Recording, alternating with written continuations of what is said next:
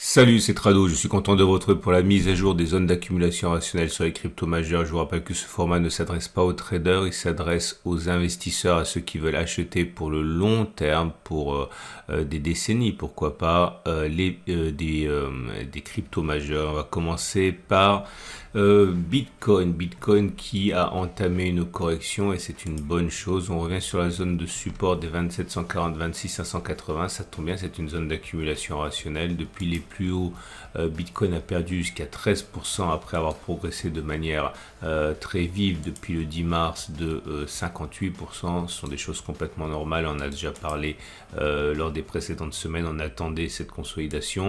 À titre personnel, pour être vraiment content, il faudrait que les cours viennent prendre appui sur cette grande zone grise qui est une zone très importante. C'est une résistance majeure qui a été cassée, qui mériterait un test de solidité, donc un retour sur les 24 325 200 serait à titre personnel une opportunité, ce qui voudrait dire attendre donc une baisse encore supplémentaire de 8 à 12%. En tout cas, pour l'instant, ce n'est absolument pas une garantie que ça va se produire. Ce qui est une garantie, c'est que la M50 monte et que la M200 monte. Donc la tendance de fond et la tendance de long terme sont haussières pour l'instant. Les bougies Aiki-Nashi indiquent que c'est pas bon puisque vous avez ici quand même des bougies rouges. Alors on voit que la pression baissière s'amenuise parce que ce sont des bougies baissières, bougies rouges sans mèche haute, mais les corps sont de plus en plus petits, donc il y a une sorte de rémission provisoire. Mais je n'ai pas l'impression à titre personnel qu'on puisse être tiré d'affaire définitivement sur les niveaux actuels. Et je le répète, c'est souhaitable. On passe à l'Ethereum qui est dans une situation complètement similaire en ce sens que la progression a été rapide, trop rapide, donc il faut consolider ça. On ne construit pas un château sur du sable. Et après avoir progressé depuis le début mars de 56%, là aussi une consolidation est bienvenue. On a déjà perdu 14%, ce qui ramène la progression depuis le 10 mars à uniquement 35%, ce qui est quand même énorme.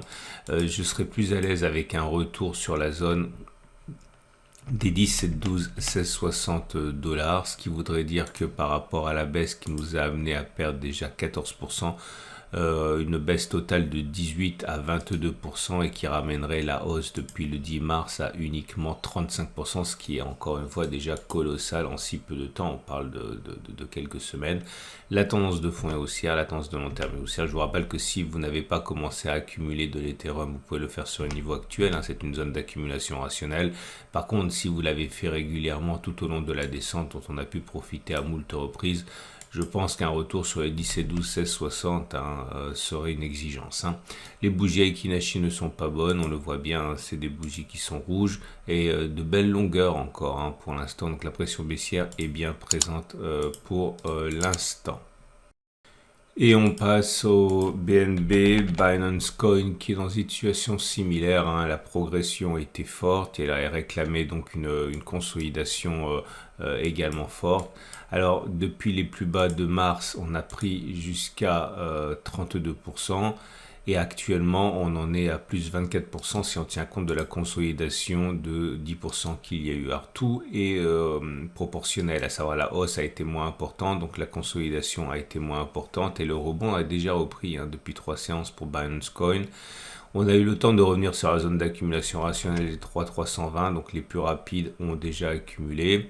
Est-ce qu'on venait tirer d'affaires? Là, encore une fois, impossible de le dire. La tendance de fond est haussière, la tendance de long terme est haussière. Si d'aventure, on devait casser les 300-320, ce qui n'est pas mon scénario préféré, la prochaine zone d'accumulation rationnelle est 277, 265. Les bougies Aiki-Nashi montrent bien d'ailleurs que c'est mieux puisque vous avez maintenant des bougies vertes. Hein. Enfin, la dernière est bien, c'est une bougie verte sans mèche basse. Donc, Binance Coin est déjà en situation de rémission. Hein. On passe maintenant à Ripple. Ripple qui est dans une situation comparable. Hein. Ce sont toutes des variations sur le même thème. Hein. On a connu une progression depuis mars qui nous a amené à prendre 66%. Donc tout naturellement, on consolide de manière plus impressionnante. 24% de perdu depuis les plus hauts de mars. La zone d'accumulation rationnelle des 0,492, 0,470 n'a pas tenu, donc il faut l'enlever. Ceux qui ont acheté ici doivent considérer une autre zone d'accumulation rationnelle. Alors, la zone d'accumulation rationnelle la plus évidente À mon sens, maintenant, c'est celle-ci. Ok. D'ailleurs, on est dessus. Et d'ailleurs, on semble vouloir prendre appui également dessus. Il faut compter sur...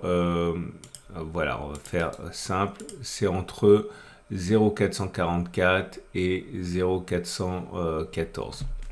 Et voilà Dogecoin qui en méforme. Alors il a subi, enfin il a profité, bénéficié d'un boost, on le sait, hein, le buzz de Elon Musk lorsqu'il a mis Doge sur la page Twitter. On a pris dans la foulée 68% depuis les plus bas. Malheureusement, les plus hauts ne sont pas tenus, on a déjà perdu 27%. Ramenons la hausse depuis les plus bas à seulement 25%. Enfin, par rapport à ce qu'on a connu, tout est relatif et naturellement. Par contre, ce qui est inquiétant, c'est qu'on vient se loger sous la M200 et avec une M50 plate, autrement dit, la tendance haussière ne l'est plus pour le long terme. Et la tendance de fond est juste neutre. Dans la foulée, la zone d'accumulation rationnelle des 0,089-0,080 a été touchée, mais elle n'a pas tenu. On est venu directement se réfugier sur le support suivant des 0,079-0,075 qui est zone d'accumulation rationnelle. La prochaine est à 0,075-0,066. Les bougies Ekinashi ne montrent pas de signes de retournement patent, les bougies sont toujours rouges avec une absence de mèche haute, autrement la tendance est baissière, enfin la possibilité d'aller plus bas doit être privilégiée.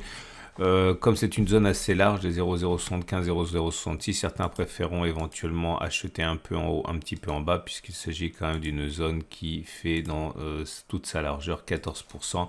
Je répète, la tendance est compromise maintenant pour Dogecoin. Cardano qui est dans une situation de correction également. Si on regarde la progression à laquelle on a assisté depuis les plus bas, on a pu bénéficier d'une hausse de 55%. Maintenant, avec la baisse, on a perdu 18%. On n'a pas réussi à préserver la zone d'accumulation rationnelle des 0,42-0,40. Elle a été cassée, mais on voit que celle des 0,39-0,37 bénéficie pour l'instant de plus de solidité. La tendance de fond est haussière. La tendance de long terme est neutre avec une M200 qui descend toujours. Mais on est au-dessus. Zone d'accumulation rationnelle, je répète, 0,039-0,037. Si d'aventure celle-ci devait casser, je pense qu'on irait chercher cette zone ici qui est globalement comprise entre 0,036 et 0,33 pour faire simple. Aucune raison de penser qu'on devrait y aller, on devrait aller la chercher, mais étant donné que dans notre méthode, on se contente d'acheter uniquement sur les zones d'accumulation rationnelle, il faut l'avoir en tête. Là aussi, c'est une zone assez large, puisque entre le plus bas et le plus haut, on parle de 6,5%. Donc certains attendront que l'on s'enfonce un petit peu ou achèteront un peu en haut, un petit peu en bas. C'en est terminé de ce tour d'horizon habituel des cryptos. Encore une fois, les dernières journées semblent assez décevantes, mais compte tenu du fait qu'on a progressé énormément depuis le plus bas, il n'y a rien de plus classique qu'une consolidation de cette nature lorsque la progression a été forte. Pas de quoi remettre en cause les fondamentaux positifs pour l'instant sur le plan technique. C'est une excellente journée. Si vous avez aimé ce format, pensez à vous abonner et à activer la clochette de notification pour ne pas louper les mises à jour. Si vous voulez la même plateforme d'analyse chartiste, Nice Graphic, vous pouvez le télécharger, il y a un lien sous la vidéo. Et je vous dis à la semaine prochaine pour la mise à jour et à tout de suite pour d'autres vidéos.